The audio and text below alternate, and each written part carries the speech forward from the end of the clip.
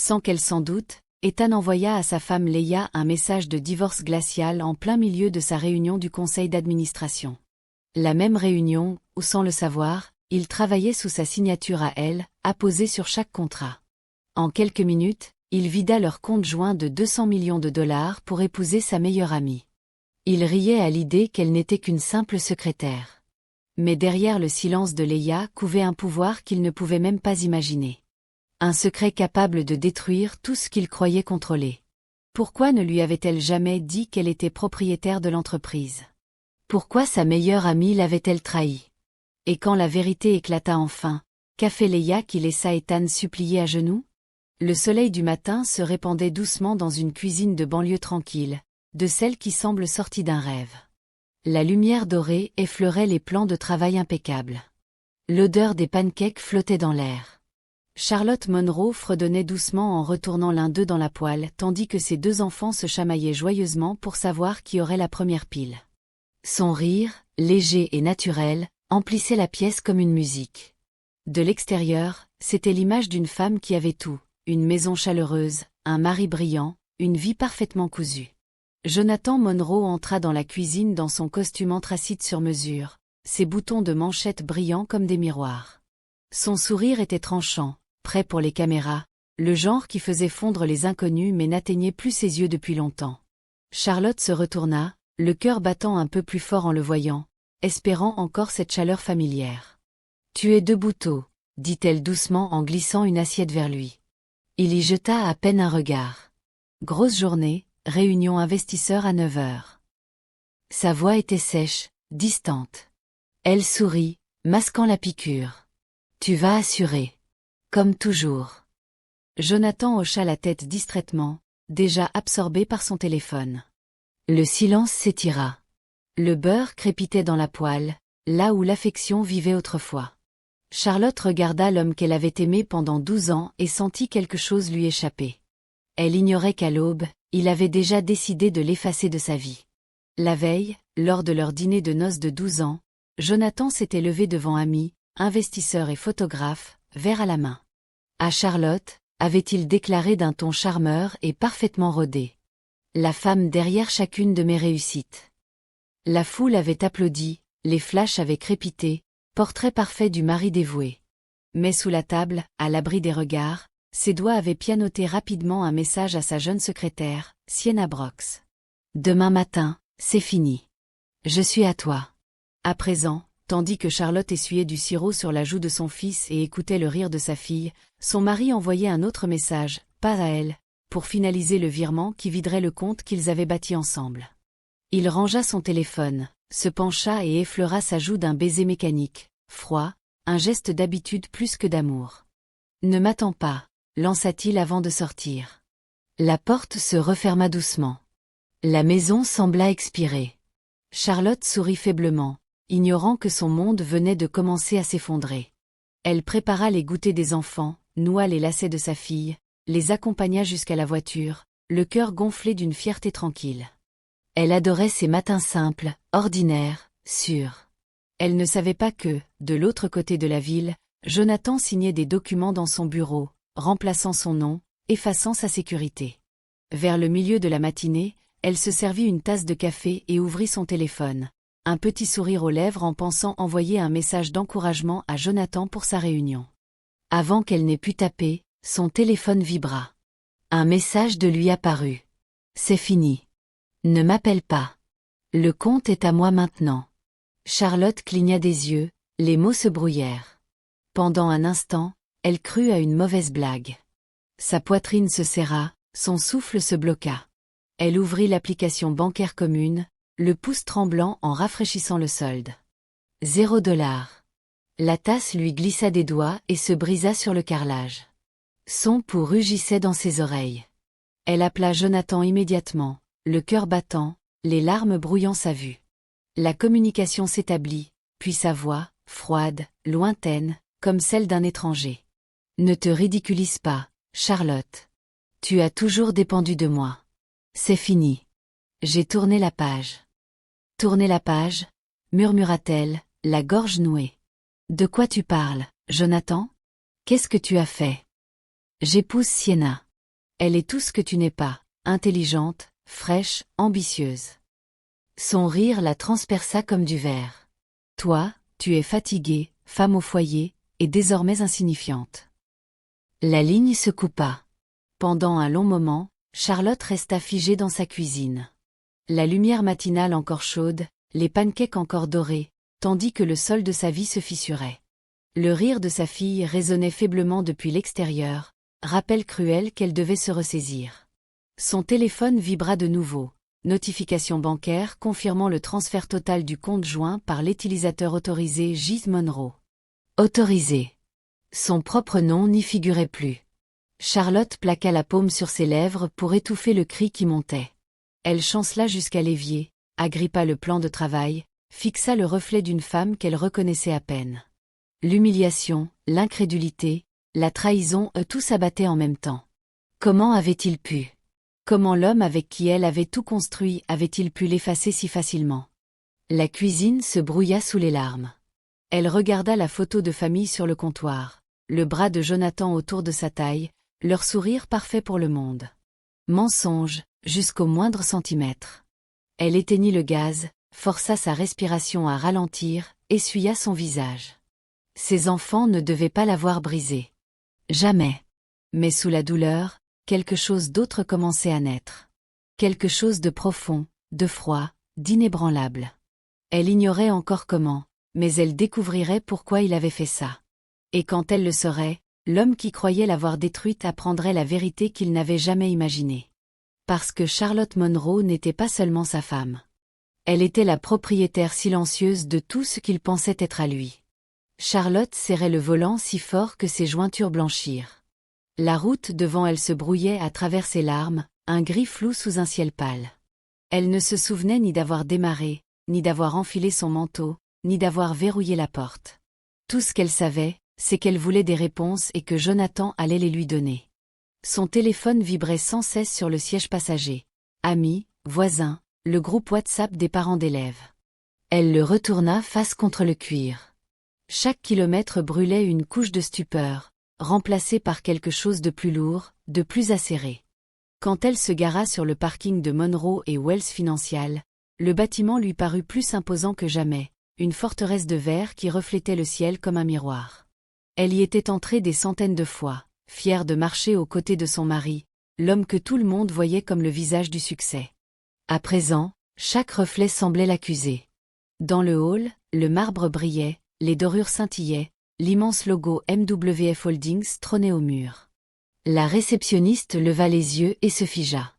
Charlotte remarqua la gêne avant que la jeune femme ne plaque un sourire poli. « Madame Monroe, on ne vous attendait pas. » La voix de Charlotte sortit plus assurée qu'elle ne l'était. « Je dois voir Jonathan. » Monsieur Monroe est en réunion.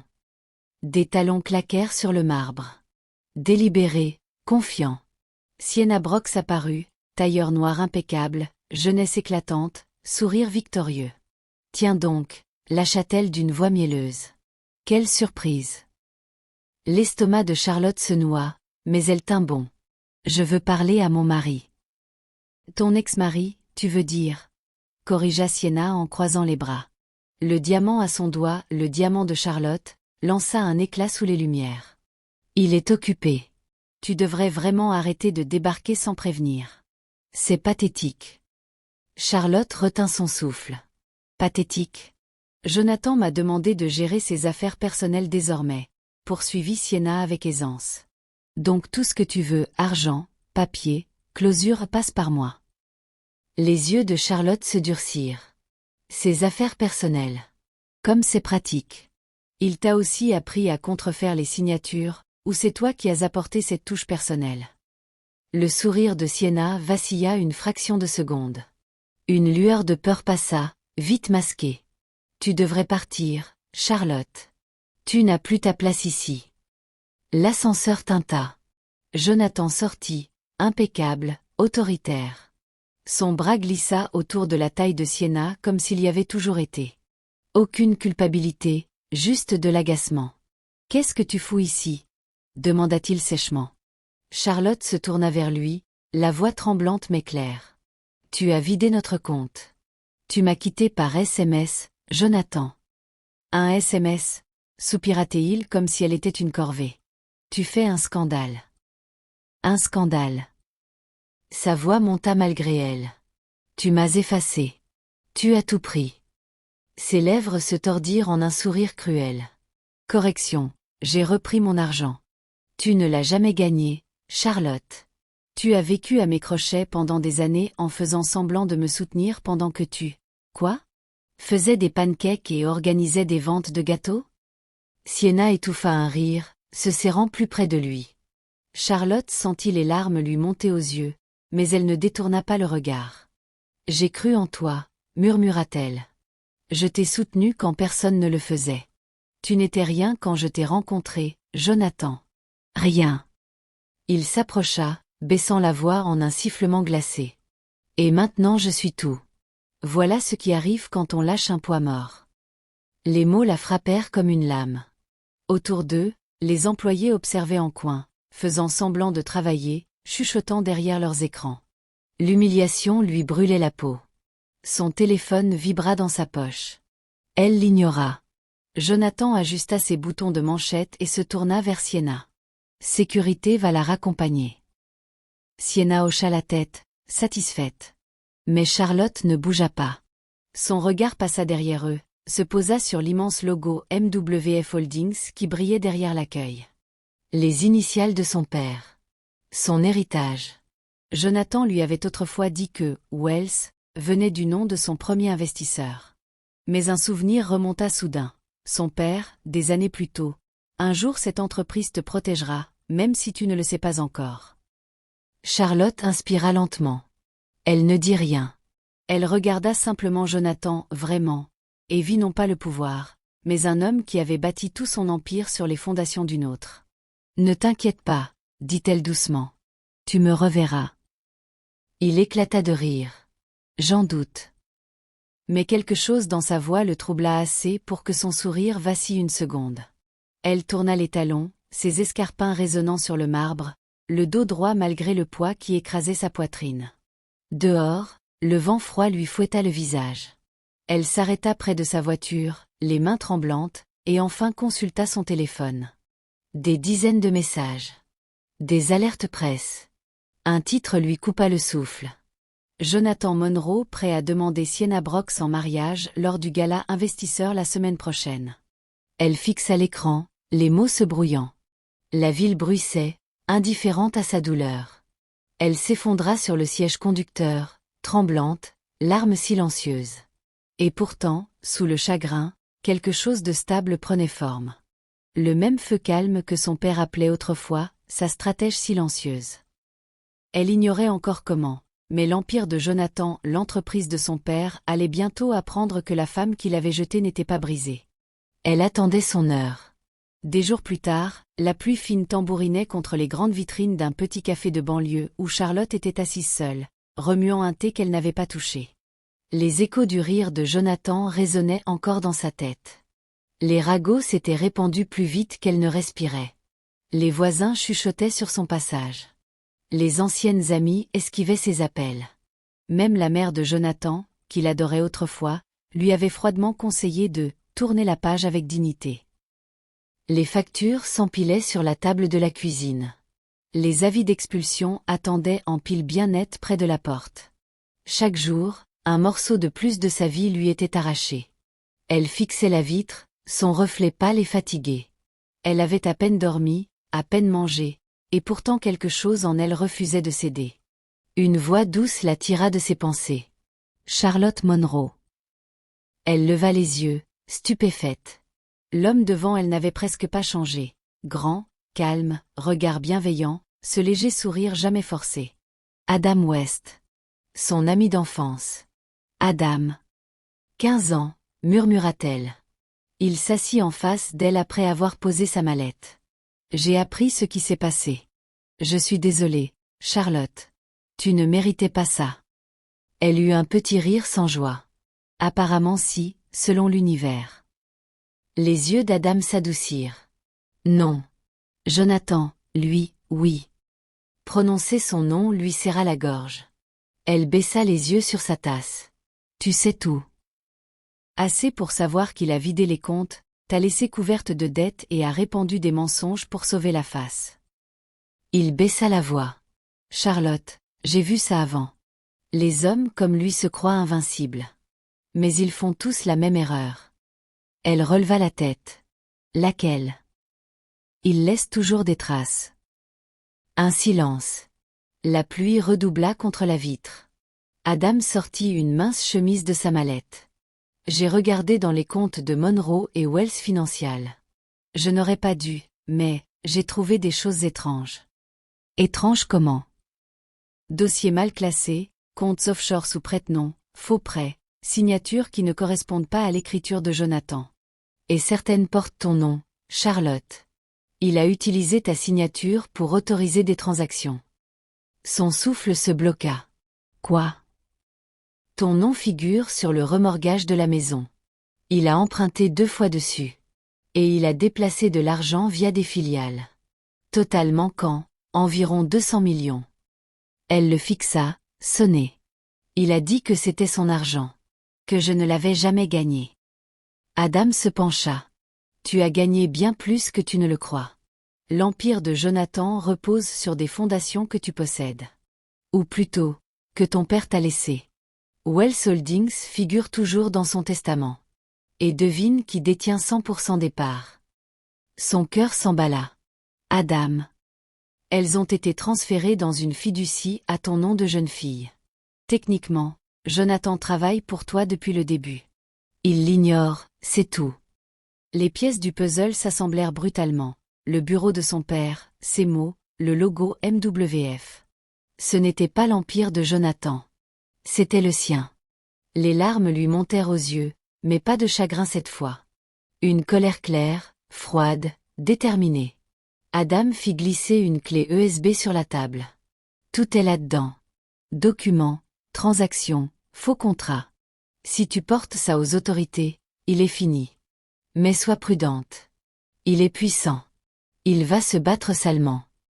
Elle saisit la clé, les doigts tremblants. Et si ce n'est pas assez? S'ils ne me croient pas? Ils te croiront. Mais il te faudra des témoins. Quelqu'un de proche de lui. Elle eut un rire las. Tu parles de sa maîtresse? Elle n'est pas vraiment de mon côté. Adam réfléchit. Pas encore. Mais donne-lui du temps. Les hommes comme Jonathan utilisent tout le monde, même ceux qu'ils prétendent aimer.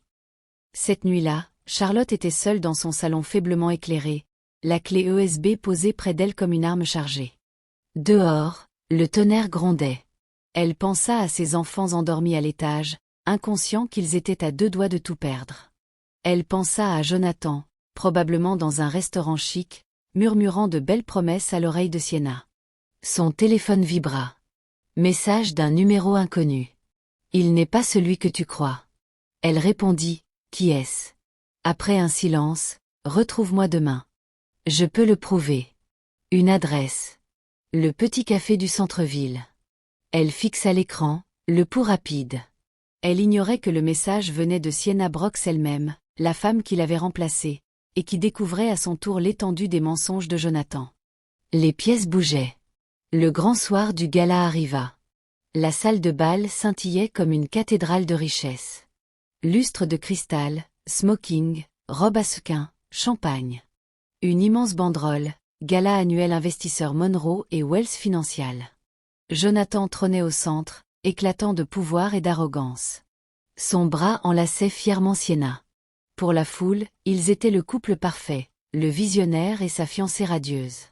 À quelques mètres, dans l'ombre, Charlotte se tenait parmi les invités, méconnaissable dans une robe de soirée noire. Calme. Invisible. Adam à ses côtés.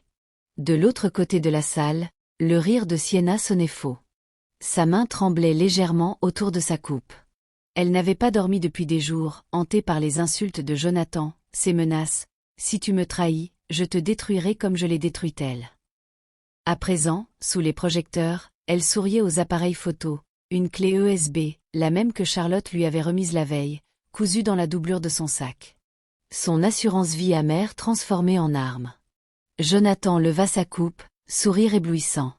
Ce soir, nous célébrons la loyauté, la persévérance et le succès inégalé de Monroe et Wells Financial.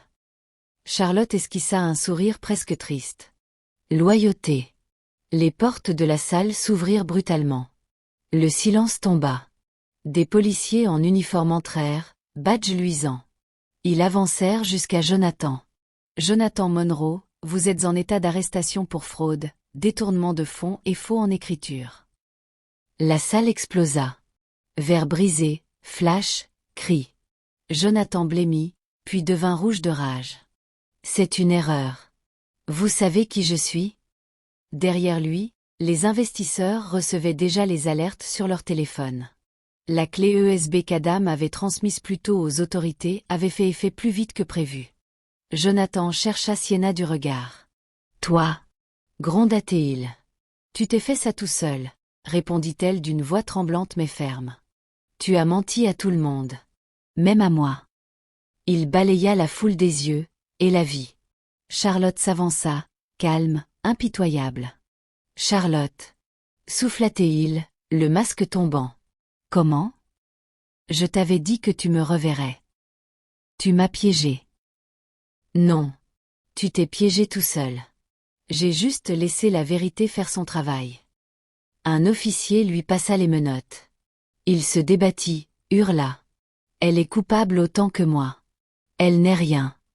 Charlotte s'approcha, sortit calmement un document de son sac. Le certificat original de propriété de Wells Holdings, au nom de son père, signé de sa main à elle. Tu aurais dû lire les petites lignes de ton empire, Jonathan. Tu ne l'as jamais construit. Tu as travaillé pour moi. Un murmure parcourut la salle. Même les policiers s'arrêtèrent net. Impossible. Balbutia-t-il. C'est bien réel, répondit-elle doucement. Mon père s'est assuré que je sois protégée. Même de toi. Les menottes claquèrent. Les flashs crépitèrent comme des éclairs. Jonathan Monroe, l'homme intouchable, fut traîné hors de la salle qu'il avait dominée, hurlant encore. Tu le regretteras, Charlotte. Tu le regretteras. Elle ne bougea pas. Elle le regarda partir, le visage impassible. Le silence qui suivit fut électrique. Sienna s'approcha, la voix basse. Merci, de m'avoir laissé aider. Charlotte lui offrit un sourire fatigué mais sincère. Nous avions toutes les deux besoin de liberté. Maintenant, nous l'avons. Des semaines plus tard, au tribunal. Jonathan, amaigri, furieux, fut déclaré coupable sur tous les chefs d'accusation.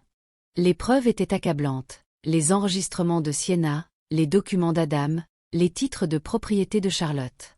Quand il se tourna une dernière fois vers elle, les yeux fous, elle soutint son regard sans ciller. « Tu pensais m'avoir détruite, » dit-elle calmement. « Tu ne t'es détruit que toi-même. » Dehors, le soleil brillait. Ses enfants coururent vers elle, leurs petites mains dans les siennes. Adam les regardait avec une fierté discrète. « Maman, on va s'en sortir maintenant ?» demanda sa fille. Charlotte sourit, les yeux brillants mais assurés. « Oui, ma chérie. On va même faire bien mieux que s'en sortir. » Les appareils photos crépitèrent derrière eux, immortalisant sa silhouette descendant les marches du tribunal. Plus comme une victime. Plus comme l'épouse abandonnée. Mais comme la femme qui avait repris son pouvoir. Le monde qui l'avait moquée murmurait désormais son nom avec admiration. L'empire que son mari croyait avoir bâti avait toujours été le sien. Et tandis qu'elle disparaissait dans la lumière, Charlotte Monroe devint enfin ce qu'elle avait toujours été destinée à être. Libre, indestructible, inoubliable.